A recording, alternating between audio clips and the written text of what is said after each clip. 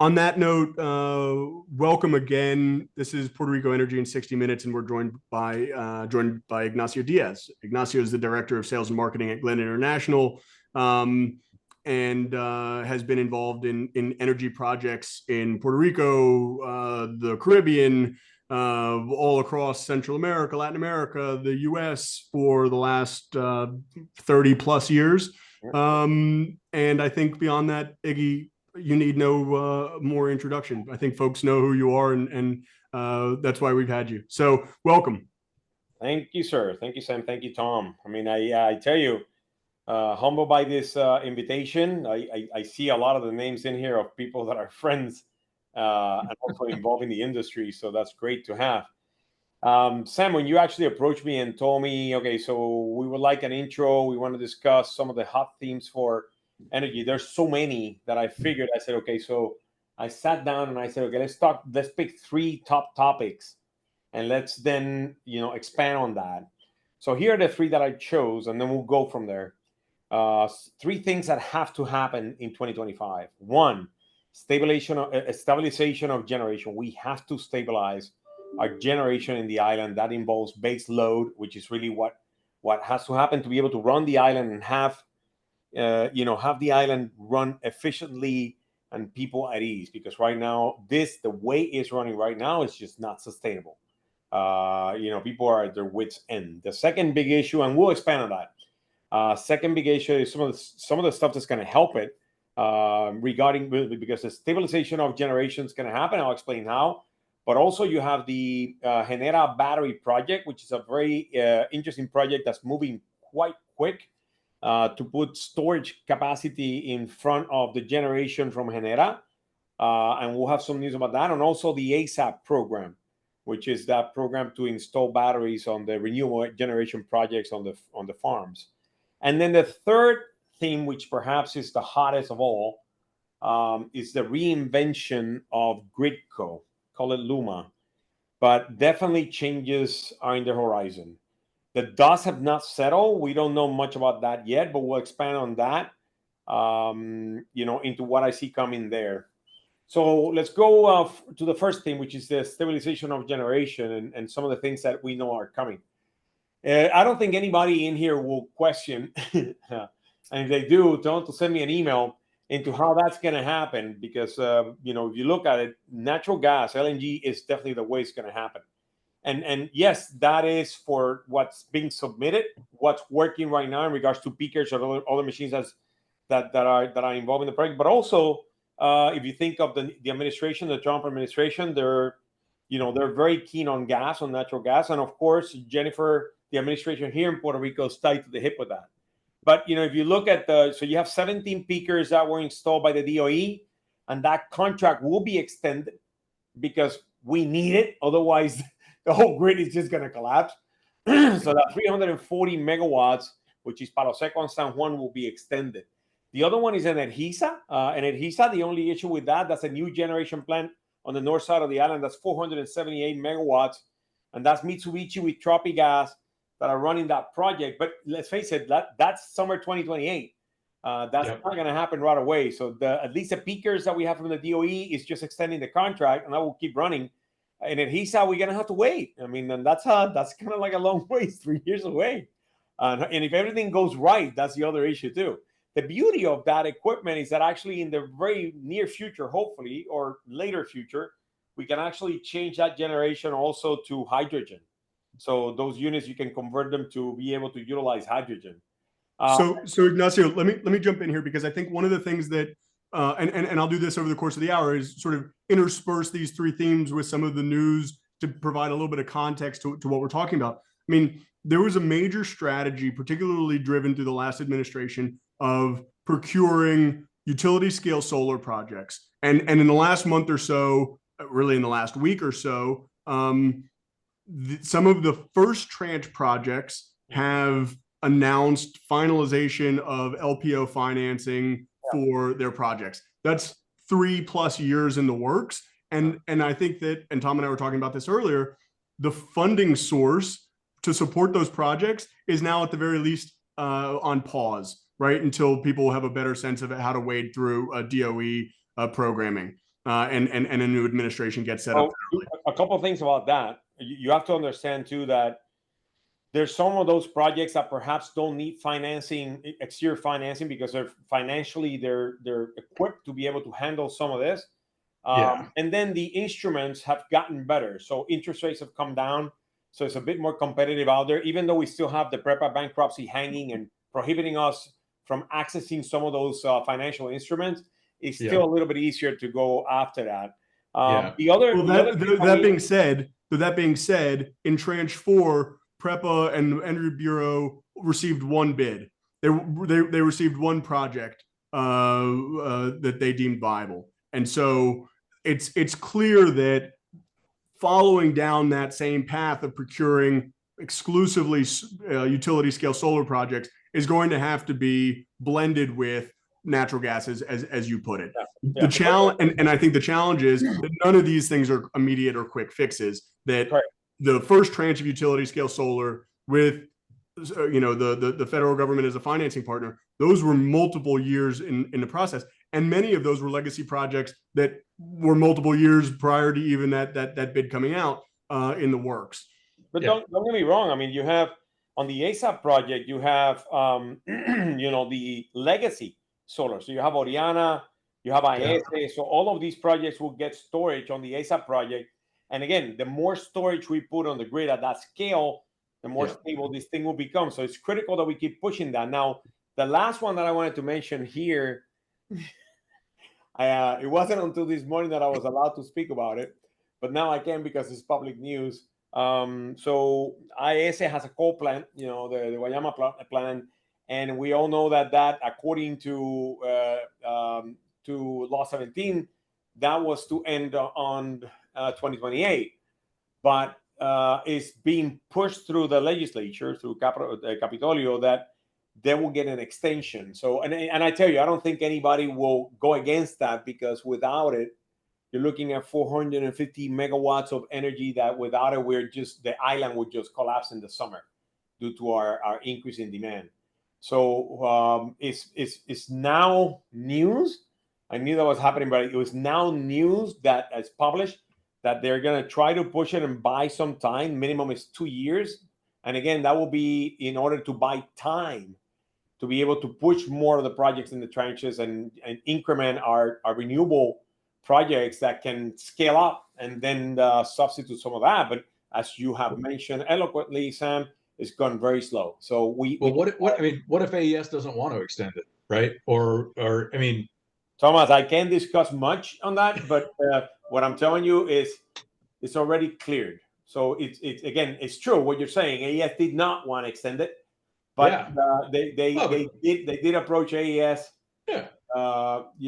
with certain deals or concessions that would accommodate. But again, the issues that we needed. Now, attached to that, just so you know, it's a plan by AES, because AES is all about moving to renewables, and that's a fact. I've met with all their management globally. Globally, that's their only other coal plant is in Romania. They're against this. They hate this, but they have a plan to actually, again, to try to help Puerto Rico buy time to create un anexo, to the project, to the coal project they have, and actually put gas turbines and actually start turning those gas turbines. But again, you're looking at 2028, 2029, because it takes time. I mean, just getting the machines is 2 years. But can they land the gas at the same place they take coal? Repeat that again. Can they land the gas at the same place they take coal? Negative. They need a port, and they have submitted plans to be able to do that on the bay that is right in front of them. So it's a comprehensive plan to be able to deliver. Remember that their partner is Total Energies. So Total Energies is a phenomenal company to actually work with to be able to get petroleum, like natural gas. So it also diversifies some of the natural gas coming into the island, which has mostly been from and with the exception of tropic gas coming in this energy. But you know what? Kudos to AES for actually pushing towards moving into a cleaner solution for the island. Oh, sure. Instead of just saying, well, fine, we'll just keep firing the coal. And here they are saying, okay, look, let's just buy you some time. It's going to take us some time to move to natural gas, but we'll do that at the same time and be able to then switch everything to much cleaner, not perfect, but much cleaner energy with natural gas. So And then again, utilizing the same substation, utilizing probably the same. Yeah, it makes much more sense to put a more power dense solution at that location, right? So whether you're talking about gas, or whether you're talking about it being a location to bring potential floating offshore wind onto Puerto Rico through that substation makes a ton of sense. I'm wondering if the deal also includes immunity from any environmental liabilities associated with the site, because if I were AES, that's what I'd push for. No, I'm not sure Puerto Rico would even be able to grant that. I don't they think can't. so. They can't grant them immunity from any federal, but they can grant the persnickety stuff is the stuff at the Commonwealth level. I think that lands in EPA's hands. It's not even anything related on a state level. I think that would be more federal level. Sticking on the AES for a moment, I think that is there's a couple of elements here. One is AES obviously is in a favorable bargaining position because they're basically have the Energy Bureau and the government and a whole variety of other the legislature coming to them and saying, almost begging, we need you to stay on, even though the law says we're going to shut you down, even if no alternative is identified. They're saving the island. They're just saving. Oh yeah. No, there's a common sense element that is being liberated through the Jennifer Gonzalez administration and other people that. Yeah. The question is, does it alleviate them from the this similar conundrum than they're in now, which is if they have operation and maintenance costs, it's still a plant that's slated to be decommissioned, and how much investment will go in. The last shift day has been pushed out, but I think that there's still a sense of, okay, we're only going to do enough to make sure that it's viable and operating up to a certain degree, and not go crazy with the amount of operational investment that they're going to put into the plant. Hey, just so you know, clearly, because again, that's in news. This is not approved yet. This is actually going to go to legislature. So it's going to go to Capitol building now. And so this is at the beginning of the process. We got until 2028. But ultimately, between you and me, when I look at our alternatives, it's not like we have a lot. So and I applaud AES for pushing the island of Puerto Rico to move towards a cleaner solution, which is again the natural gas solution. So I think that is very applaudable, and they should be congratulated for that. I think there's another important element with regards to the AES, and I'll let you move on, which is amongst all the other plans, that is the only one that has an immediate impact. And so all of the other ones will be developments in progress for years to come.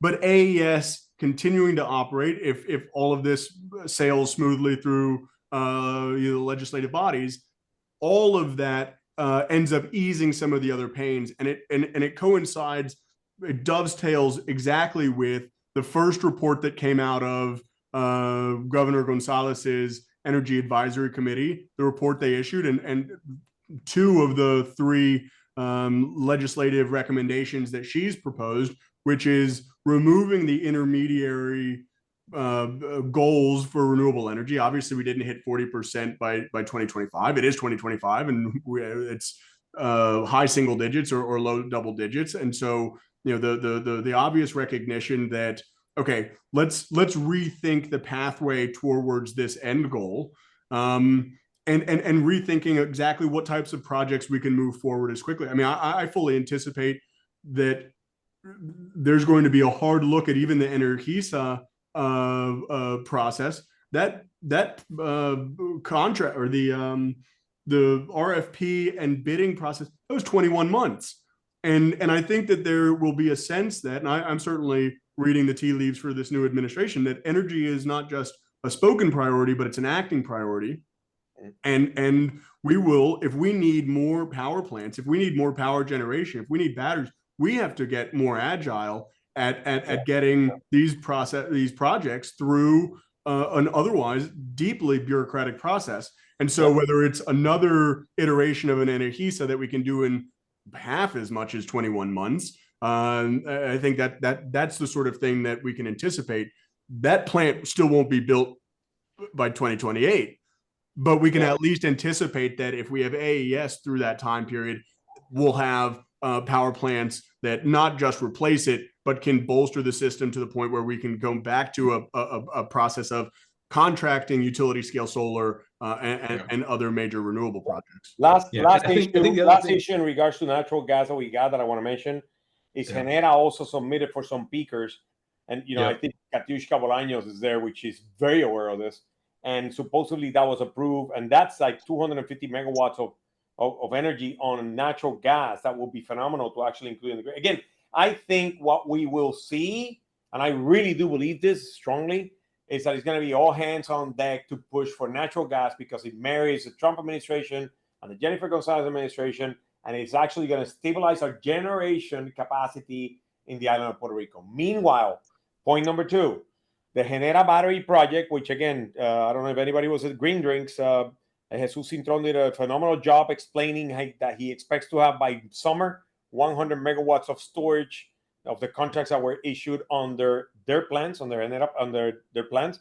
And then he believes that he can actually push it and get 250 megawatts out of the 500 that were actually approved to be on before the end of the year. That will be phenomenal. By the end of this year. That's what he said. And if that is the case, that will be phenomenal. I mean, really what's holding him back is transformers. It's just getting the oil field transformers, the power transformers to be able to run that capacity. I did have a conversation with them. We're trying to help them with the Aguirre project. But again, this is an issue that could really help. And then you have the ASAP program. And the ASAP program, I think the easier ones to push out is AES, which is a solar project that's already in play, as well as Oriana. And maybe I heard that Ecoelectrica was also going to actually put some storage online, which will be phenomenal. But the more storage we're able to get through that ASAP program on the plants that are actually running, the better off we are. And let's store all that energy that we're not using off peak hours and then have that extra capacity to be able to help the grid while we actually increment our base load generators, which is point number 1. So again, that will be very good. Now we go into the point number 3, which is a reinvention of Gridco or Luma. And when I say that the dust is not settled from that, I really mean it. I mean, nobody knows what's really going to happen in regards to the contract and Luma. I actually am a firm believer that we cannot go back. I mean, there's no way, the way it is right now, at least they have a handle on everything. I'm not saying they've done a phenomenal job because there's no way. But again, they have a handle. They understand what they have to do. And what we need to do is be able to stay on top of them and to push them to be able to get this grid moving. If there's one thing that everybody has clear in their mind, is we need to start to heal our network. Our network is hurting on a transmission level, on our substation levels, on everything, on our distribution level. And we need to start seeing. I mean, the other day I saw some trucks and they were installing a T-line. And I actually think it was a mid transmission. It was a 38 kV line. But just seeing those trucks and seeing them putting poles and putting cables and installing infrastructure and bettering and taking down the wood poles and just eliminating the weak infrastructure for something that is proven, it just gives you like an ease in your heart. Like, okay, this is finally working. But again, we haven't seen some of the very large substations being issued contracts and people running into those large transformers being transported all over the place in the island. We're still not there. I mean, we need to start. The day we start seeing helicopters flying by with transmission poles and people moving equipment is the day that I'll be at ease saying, okay, now we're really running. And we're not there yet. And we can't be until the bankruptcy ends, right? I mean, this comes back to the point that I've made, over and over, that the people of Puerto Rico don't understand. This is dragged on. It's the bankruptcy, stupid. Right? I mean, there are no resources to do that. There is no working capital. There's no ability to place orders. There's a difficult enough time getting these things through. Luma is on top of it as much as you can be on top of it when you're given no resources. We really need to see Luma with $2 to $2.5 billion of working capital, you think there's a mystery why the banks in their settlement offer offered $2.5 billion of new working capital? It's because that's exactly what you need in order to get this system going and be able to access the federal money. Because the federal money, they don't come in and give you money and say, go ahead and spend it. They say, spend the money, make sure that you do it effectively, and we'll give it back to you. So, that's why, none of these things have happened, and they've been starved of resources, and, they've been bartering money from here and there, and they're not under their normal contract either, right? I mean, they would actually have more responsibility and more obligations to do this stuff that only comes in when their contract triggers, which is triggered by the settlement of the bankruptcy and the availability of capital. So, yeah, I mean, they have done talking about Luma, they've done a better job over the last 3 or 4 months on social media, on communication, on showing pictures of trucks doing things, because I know Angel Zayas and I and a few other people have been kind of outspoken of saying that the biggest F that Luma gets is in communication and public relations. And I don't care whether it's the government's responsibility to do this. The government is never going to do it, because they're always going to be balancing political, machinations. And frankly, it's up to Luma to show people what they're doing and that they're contributing and that they're doing right, and explain things to the people of Puerto Rico. The one piece of pushback I would offer to that is, there is going to be a responsibility from the Gonzalez administration and the executive branch here on the island to articulate, and we talk about this through the Energy Forum all the time, what are the expectations for that progress? And I think that we will see in this year a shift towards, ironically, because it was a major campaign piece to get rid of Luma, a shift towards having pride in the system operators. And I fully anticipate that there's going to be this is the progress that's being made. We need them from the top. We need them to be successful. We need to remember that, and I mentioned a moment ago that on the 4th tranche of utility scale solar procurement, there was only one bidder. We have to remember that when we were going out for Gridco as an island, there's not other companies waiting in the wings. And I think there's no interest, particularly in the axis between the Gonzalez administration and the Trump administration, for that system to ever go back into public management. And so we are going to have to continue down a path with some potential changes. But I think that comes from, and Tom, to your point, it's going to have to be accompanied by real pride in the fact that we need these folks to succeed. And here's how we can articulate their success, and expectations that not everything is going to happen from one day to the next. But here's what's happening in order to stabilize the system. And I think that we're going to see that reflected in the IRP, where Luma's voice is going to be far more significantly weighted to say, no, there's a whole bunch of projects that are otherwise in motion that are making our jobs harder to just, at the bare minimum, stabilize the grid and provide the power that is produced. Yeah, there's a big emergency right now, right? So, I mean, all this stuff about the bankruptcy in some sense, although I think that's top priority, is secondary in terms of getting enough generation at least. Correct. So we've got availability, and that the generation that's there, you're not going to bring down the forced outage levels on the existing generation. It's only going to get worse, right? You're putting band-aids, to use the American term, and baling wire on these things, and it's not even counterproductive to spend the maintenance stuff that people have been spending on it. It's just not going to start to help anymore.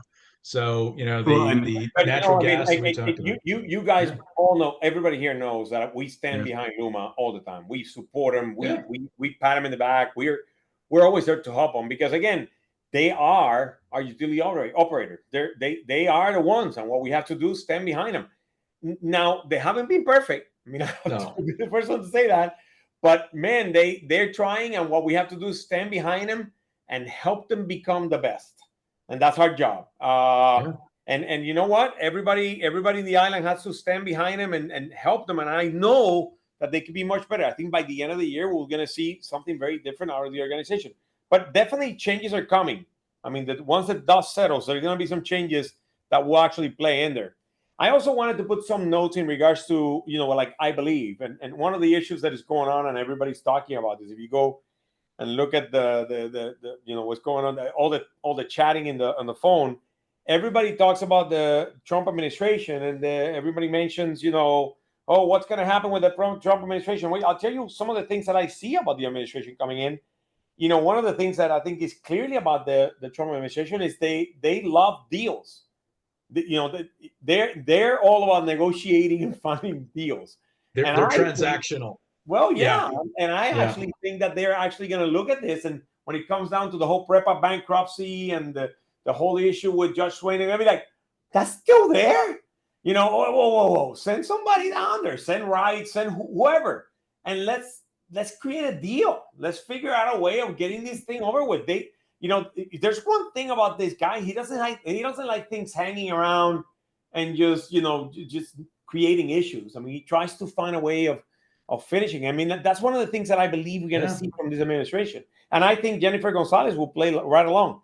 The other big and on that point, Ignacio, just before we move on from that point, I think it's a critically important point. And I think of all folks, I think that what will rise to the top is the recognition that, as you and I talked about earlier, Iggy, that the cost of a deal is significantly less than the cost of having no deal. The purgatory that we just talked about with regards to higher capital, higher risk, higher insurance costs, the inability to access certain working capital, the inability to get into the full Luma contract, all of these things end up getting ameliorated significantly by and advanced priority projects by getting PREPA out of bankruptcy. And so I particularly with Josue Colon now as Jennifer's energies are, I feel like there's going to be a serious push to get on the other side of that. And we're coming up on an important deadline, which is the 31st of this month. The parties have to come back to the court in Boston and say, here's our finalized arrangement.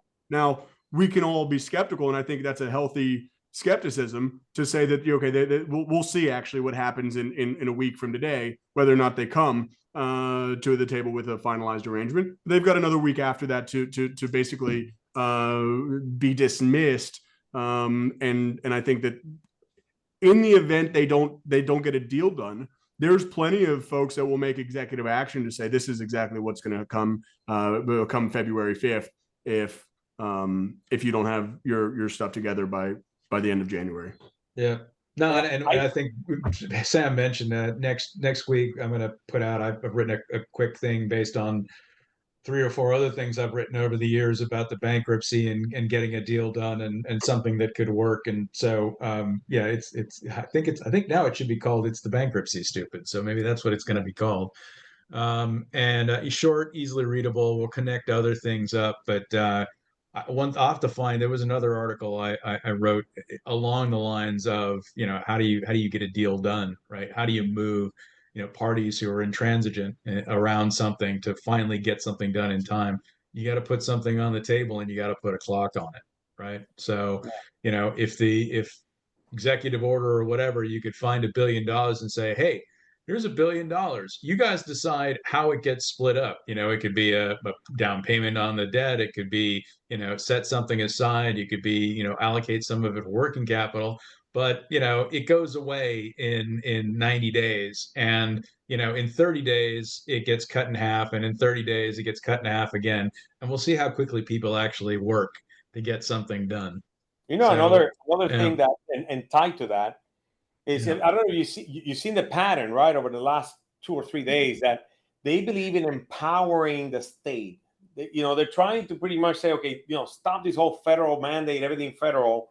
Even with the Department of Education, they want the states to control the stuff. So they're trying to push things down to state level. And I think what will end up happening at some point down here in Puerto Rico is that the Fiscal Control Board will be empowered even more, which actually comes to play with my next topic, which is Lady Díaz, and the whole issue that they will be able to empower the PREB to be able to do the study for medición de net metering, which I think it should happen. I really do believe that you cannot say, okay, I'm going to empower the PREB for everything but this. You know, that Right. is their job. It's So good when they're independent, when they're in favor of what we want, and bad that they're independent when they question it. that doesn't work. Yeah. Yeah. That doesn't work. So if they're going to empower, let them be empowered and let them do their job. Please. And I trust them.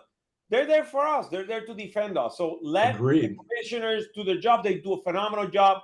They're incredible at representing us. Let them be fair. So Yeah. I think we will see an end by the end of the year, perhaps even before that. The other issue, contracts for microgrids. I mean, the whole thing with Culebra, Vieques, Centro Médico. I think we're going to start to see those emerging and being pushed out. So I think microgrids are going to get really busy here in Puerto Rico. Ignacio, Yeah. what I agree with you, but why do you think those projects will be moved forward? Is that a reflection of a broader decentralization? Is it a belief that these have been stuck in the mud for so long? What's the driving factor? One is the empowerment of the state. So once you push down the empowerment of the state, which will be fiscal control board will empower more to prep. Jennifer Gonzalez and her administration understand clearly that they need to fix this, that the power grid needs to be fixed. But if you start fixing pockets by putting microgrids, people are at ease. You're eliminating problems on the grid. So you're actually helping Luma indirectly by creating all these different super microgrids that will be self-sustainable. And let's face it, Culebra and Vieques are the most exposed because every hurricane that comes to the island comes through that area. So, I mean, let's start with the Islas Nenas and help them out so they can actually have something very sustainable. But we have an issue with that, which is workforce. I mean, it's very tight to the hip with that. So the whole workforce issue is a problem. I mean, who do we have right now? We have Quanta and we have Mastec. We have no other players at that capacity to be able to run with the bonding capacity and with the workforce that we need to be able to execute a lot of these different projects, because these are very complicated projects. I mean, the whole thing with T-lines and doing the large substations, each one of those very large substations you're looking at is $500 million. I mean, these are big projects. And there's not a lot of people that have the bonding capacity nor the manpower or the know-how to be able to execute on these things. So, I mean, the workforce issue is still there, and we need more Quantas and we need more Mastecs around to be able to sustain that. And the last issue that I'll bring up is that, and I know everybody here, you guys are all in this industry, cost of energy is going up. I mean, if you look at all the variables we've discussed all the way north to the first point, cost is going up. This is all costly. This is all incrementing base cost pricing. And I just don't see a way. There's nothing in that variable, including the extension of the coal plant, because as we know, that's going to end up costing a little bit more. There's nothing in there that lowers costs. There's not one variable in the equation that we have just discussed or anything in the energy sector that says that prices on energy is going to come down. I think it's not an issue of if it's going to happen, is when and by how much. Yeah, and it's already happening. And I think that there are factors that are on the medium or long term that will reduce the cost of energy, but on the short term, there's not. And if you all recall that in the last quarter of 2024, the Energy Bureau did not approve a rate hike, and at the beginning of January, they went up by 3.4 cents. So there are 2.9. 2.9. So that trend will continue. There was a report that came out towards the end of last year that said that generation is going to continue to be an issue because of aging plants. Just looking at the trend from the last year of outages, and I think it went up 11% over the course of the 12 months. So there's a lot of good things that are coming down the pike, but that is not to say, and I started this conversation, Iggy, sort of highlighting your optimism about what will come, but that is not to say there's not significant challenges that are still facing the grid, that are facing energy users. The bankruptcy of PREPA, even if there's a deal, let's say that the Trump administration sends someone and they go, okay, what's going on? Well, it's $9 billion. Well, let's go half-seas on that. It doesn't matter which way you look at it, you're going to get hit. I mean, there's no easy way out of this one. And there's no easy way out of any one of the ones that we have discussed. Now, interestingly enough, Angel Sayas had his Martes Informativo Tuesday, and he actually talked about a gridlock and issues and the grid and how undependable it, and all of these problems. And he discussed this whole issue of energy costs going up. And you know, he said it, and I agree with him. If you can harvest energy somehow and offset some of that cost, do it. Because today putting solar panels is super cheap. So I mean, it's like if you're living in an apartment, you have no way out. But if you have a roof and you have solar energy hitting it, harvest that energy and offset some of that, the movement in your meter to some extent. Because I mean, you know, it's just not going to get any better. It's not going to get any better. Yeah, energy efficiency. I mean, it could be huge, right? I mean, the rising costs, and you know, when you put it in that way, I mean, in terms of you're right. I mean, energy costs are going to continue to rise. I mean, there are going to be more things that invest in the generation. Everything that we're talking about here, we're talking about emergency, right? Emergency. Just start adding dollars to it. Yeah. And so the cost, but you know, compared to not having the power, that's nothing. And so the best things that you know, the IRP, that Luma, that the regulator can do is really set the conditions so that you can slow the increase and get to the point where, you know, in the future you can be more efficient.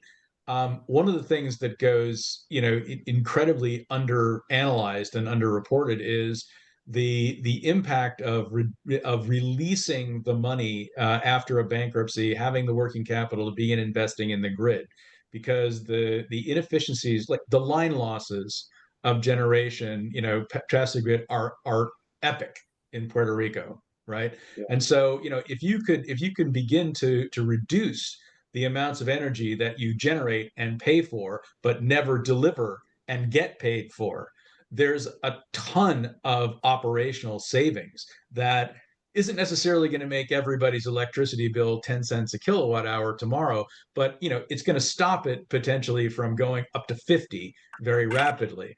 And in there lies, frankly, an opportunity, and you'll see this a bit in my thinking in the article that comes out, but there's an opportunity for a deal there, right? Once we release that, once we look at the overall costs of operation and focus on the savings associated with being able to invest in the grid, lower the line losses, lower the operational costs against the target, well, now you've got money there to do a deal between the bondholders and everybody else, so that the people in Puerto Rico can structure something where, hey, we're going to do a deal, and you know, there's going to be 2 cents, 2.5 cents on everything for 50 years, right? And these guys will get some interest, they'll get their interest paid. And then the upside for the bondholders becomes, well, if we have this formula that says rates would have been, you know, 40 cents, but you know, you've got savings, et cetera,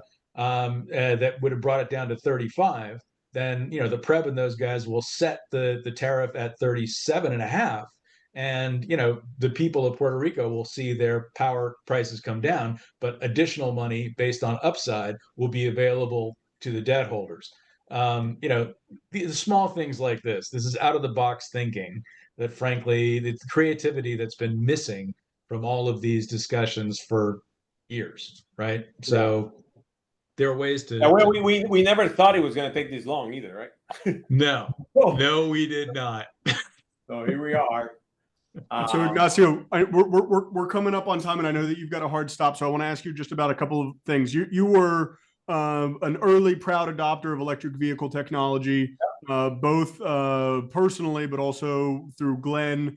There was an article that came out this week that showed that electric vehicle sales in Puerto Rico were well below expected numbers, something like 1,300. That they can document. That they can document, which I have yet, you know, and this is true even when I was at Invest Puerto Rico, trying to get good data. Hacienda is very sharp in regards to the record keeping of vehicles that come in with no taxes. What do you attribute that to? Do you think that that trend continues? What do you anticipate? I think those numbers are whack. I mean, the numbers, when I talk to people in the industry, including the 2 engineers they actually have inside Luma assessing the amount of electric vehicles on the road, is north of 28,000 cars, which is a heck of a lot more than the 12 or 13,000 that the government of Puerto Rico states that is here. Now, So, if you talk to does the that car mean dealers, that there are 14 to 16,000 unregistered vehicles in Puerto no, Rico? they're registered. But like, for example, I'll give you a prime example, Tom. When I went to do my marbete, now we just changed the marbete, the registration for the cars. It went to electronic. So when I Okay. went to do that on both my Tesla and my wife's Tesla, which was just at the end of last year, I went to do mine, and you have to do the inspection. My car on the inspection computer inside the whole system they have here with Presco, it said that it had a 6-cylinder engine, and it's a Tesla. Excuse me. And so we had to go back to the office, make the line to explain to them that it was an electric, and they kind of knew about it, and they're like, "Well, we're so sorry," and they adjusted to electric, and then I could go back and do my whole the whole test, Right. because now it was electric in the computer, and then I was able to get my Marita. Yeah, And because then when I went to normally, do my wife's, it was the exact same thing. yeah. So I mean, how many of those do they have that are electric that they say 6-cylinder engines on it? Yeah, yeah. I mean, in California, you could go to the DMV on any given day. I mean, somebody do, and they can print out and says, how many cars are registered as being on the road that are full electric, plug-in hybrid, etc. Yeah, and they can tell you exactly how many. I mean, and let's go back to what has been out in the news in regards to the new administration. I mean, the new administration coming out saying, "Look, I mean, buy what you want. You want a gas vehicle, you want an electric, buy."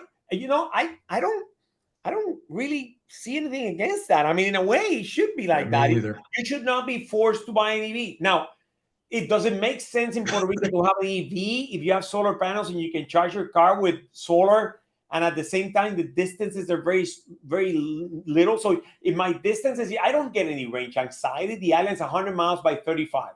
So I mean, Right. if I have 300 miles in my car, why should I get range anxiety? And yes, there's some chargers, and they're getting a little bit better in regards to putting fast chargers everywhere. So I mean, I do have a gas vehicle in case I need it, because I'm going to be all day driving around the whole island, but rarely do I use it, because mostly my day-to-day is metro. So I mean, it doesn't make any sense for me not to use it. Now, if I lived in Florida or Texas or California, which are massive states, and people drive 500 miles, 600 miles in a day without it, you know what? Maybe I would think twice about having an EV in places where I'm going to be driving those kind of distances. So the fact that they let those people think for themselves and come up with what's best for their family, I don't have anything against that. And I think, to a previous comment that we were making is, regardless of what happens with regards to with respect to federal subsidies or federal tax credits, regardless of what happens with net metering, the inherent challenges with an aging grid that's high cost for most consumers, I think the residential solar market is going to continue trending through this year, because the market incentives are going to continue to exist. As a resident, I'm paying too much for low quality power, and the reasons to defect are still there. I think the more residential solar and battery installations we see, the more people will be similarly attracted to electric vehicles on the island. We'll see, and that may just be organic as part of and maybe that's the key word here. I think we're going to go back to more organic growth in some of these markets, as opposed to driven somewhat artificially by heavy subsidies. There's two things about that. One, even at 24 cents kilowatt hour, when you compare the cost of a mile on an electric vehicle versus a mile on a very high efficiency 25, 26 miles per gallon vehicle, is 40% less. And this is with high cost of energy at 24 cents. So to me, it makes sense. More to the fact that I have 25 kilowatts of solar on top of my roof. And here at Glen, I charge for free because we have a large panel, a large array of solar. So all of my energy that's going into my car is solar, and it becomes a lot less than what that 40%. It's probably like 90% less than what I will be paying for petroleum. Now, another reason is when Hurricane Maria came, and right after the hurricane left the island, anyone that's in this call saw the lines at gas stations to get gas. No way that thing's happening to me again. I mean, I will charge my car with my panels at home, go by a gas station and honk my horn. But I am not dealing with that thing. because that was a killer. So I learned my Yeah. lesson, and we have two EVs, and we're able to charge with the solar panels, and we don't need to go to the gas station and make a line for 6 hours to be able to get 10 gallons of gasoline. So Yeah. Ignacio, one more thing I wanted to cover with you was the recent news that came out in the last week or so of $133.6 million in a loan guarantee from the Department of Energy's Loan Program Office for Infinigen Jabalcoa solar facility. That's a 32 megawatt array, and then $584.5 million for Convergent Energy. That includes BESS.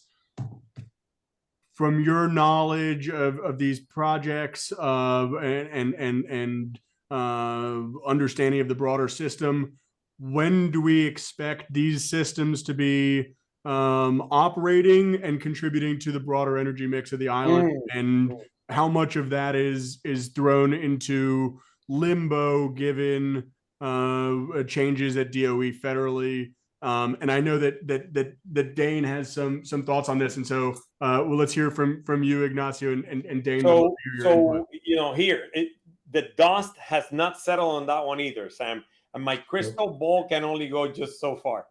I don't have an answer to you on those projects. Hemaris from the Glen Group is actually working hand in hand with those groups to actually push that forward. But I don't have a resolute day or a plan or a boots in the ground, shovel ready date as of yet. I mean, that's very early. A lot of announcements have been sent by the White House. A lot to come through Senate now, and the Congress. You got to give it a little time. It's been less than a week. Dust still settling. I don't know. I mean, to be honest with you, I don't know. I cannot give you assurance of what is to come with those. We have to wait a bit. Ignacio, we pay you for your crystal ball reading skills, so everybody can only go so far, man. There's some stuff that's cloudy. I think you touched on an interesting point, like at the beginning, and it kind of comes back to here. So one of the things that the strengths of AES and any deals that gets done is AES can finance things, and because AES already has investments in Puerto Rico, they can do it on balance sheet if they want to, right? More with a partner like Total Energy. Right. I mean, hello. So they can provide guarantees, or they can just strong arm their banks into putting in a non-recourse facility with certain guarantees at higher rates, right? So these are the people that Puerto Rico need, and generally these people have not participated like broadly beyond people who already have a stake in the island in the RFPs because they were so poorly designed and poorly done. But the guys Tom, who have got one thing that we have to do is we have to figure out a way, and hopefully the administration can do that, of getting Chris Wright, the new DOE, the Secretary of the DOE, involved in Puerto Rico. Yeah, this is the right stage. It's early on. We have a lot of plans for natural gas, which is in sync with what he wants to do. We need to bring him and get close to Puerto Rico and work hand in hand with him so he sees the urgency and helps us get rid of that red tape and move that pendulum to the other side quickly. And I think, again, going back to the art of the deal, we need them here. We have to figure out a way. We're trying to contact Wright to bring him for energy October 10th. And we have a plethora of incredible speakers coming in, including nuclear. We have two speakers that are going to be addressing nuclear, small modular reactors. So, I mean, again, we're looking at bringing ways to stabilize the island. And we need to find a way of approaching Chris Wright that actually helps the island move forward, because we need him on our side. So Ignacio, I tried to go to energy2025.biz and it doesn't seem to be live yet. As soon as it is, let us know and we'll push it out, or feel free to throw it in chat if I'm wrong. I know that you've got a hard stop in about 5 minutes, so I just want to go through a couple of things on chat. Katiuska said that natural gas in the short term addresses the cost element, but not the reliability. The issue of lack of power because of aging infrastructure and lack of maintenance will persist.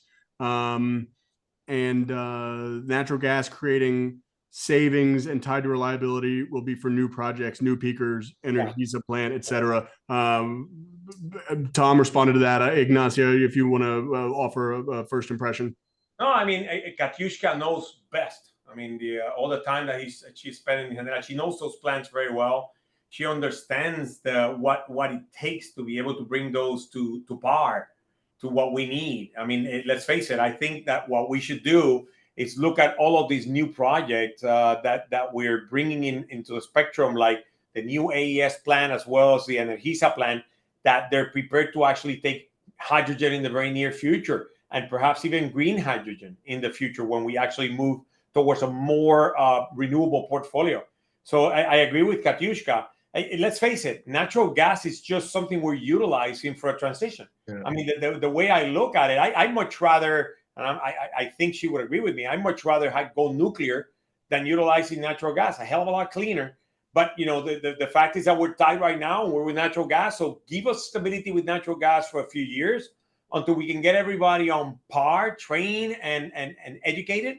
And we can go after some of these small modular reactors to actually bring to the island and generate on a much more stable and inexpensive approach.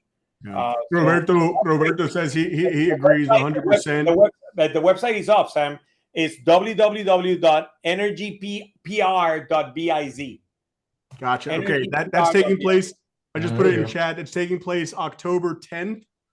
That is correct. October 10th, 2025. If you're not familiar with this event, I highly encourage you, if you want to take a look at what it was like in 2023, energy2023.biz. I'm putting that also in chat. It was an excellent event. Roberto Muniz says that he agrees 100%. We also need immediate action on commercial industrial microgrids combined with non-wires alternatives like energy storage. By the way, Roberto, to Roberto's point, that's happening. Yeah. You know, think about how many pharmaceuticals have gone to cogen, and they're all including now. They're actually working with us for power quality compensators. They're putting storage on their microgrids and actually co-generating for the grid. I mean, you know, the commercials, the industrial sector in Puerto Rico has moved into creating their own future, you know, and being able to control it.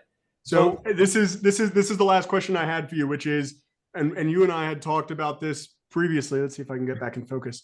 Maybe not. That is a little weird. Is that so data centers are going to be critical drivers of energy development projects, in part because they have such isolated or specific energy needs at high demand on site. That's very much in line with what came out of the Trump administration in its first week, announcing the Stargate project, $500 billion invested in AI. Those are going to be a lot. It's a lot of data center. I think it's 60 data centers being developed immediately. Sam, let me ask you this. Do you know how much a tier 4 data center average, the consumption of a tier 4 data center is? I tell you because we have a telecommunications group and the factories that we represent do all the data centers in the US. So do you know a tier 4 average power that they need consistent, not peak, is 1,000 megawatt, 1 gigawatt of power per tier 4 data center. Yeah. That is 1/3 of our peak demand for the island of Puerto Rico. When people come to me and they go, how come there's no data centers in Puerto Rico? I'm like, are you kidding me? You want to have air conditioning at home at night? I mean, these things are just a pool power. So this is the last question I had for you. Is there a role for Puerto Rico's expertise, particularly when it comes to industrial microgrids, to scale up and participate in that activity? Or is it? Yes, but we have to take nuclear in. We have to bring reactors. If we want to play there, we have to have serious capacity for generation. And the only way we're going to do it is, by the way, you know, the whole drill, baby, drill, Sam, you can drill all you want. There's not enough natural gas on the planet to power what we're looking to do with AI. So that's why the Trump administration and the same that the Biden administration was looking the same way, going, we need more. And the only way you're going to get it is with reactor technology. We got to go to nuclear. We can go to nuclear fusion, but either way, we have to go to nuclear. There's no other way. The things that they're looking to do with artificial intelligence and with these data centers, the amount of we per cabinet, They're moving per each one. You know those little cabinets that go in a data center that there's like 1,000 in a tier 4 data center? Each one of those cabinets is 100 kilowatts of energy per cabinet.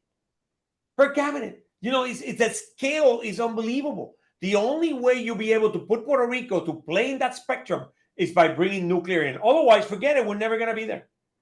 Ignacio, talking to you makes me feel better. Thank you for joining us for Puerto Rico Energy in 60 Minutes. We're going to, I think, leave it there. We're going to follow up this conversation with a newsletter, including a whole bunch of articles that we referenced. And please let us know if we missed something, if you'd like to hear more about something that we covered, or if you fundamentally disagree with any of our positions. We want to hear from you. Ignacio, we'll let you go. Thank you again. And thanks for being a part of the Energy Forum. Thank you, guys. You have a great night. Thanks.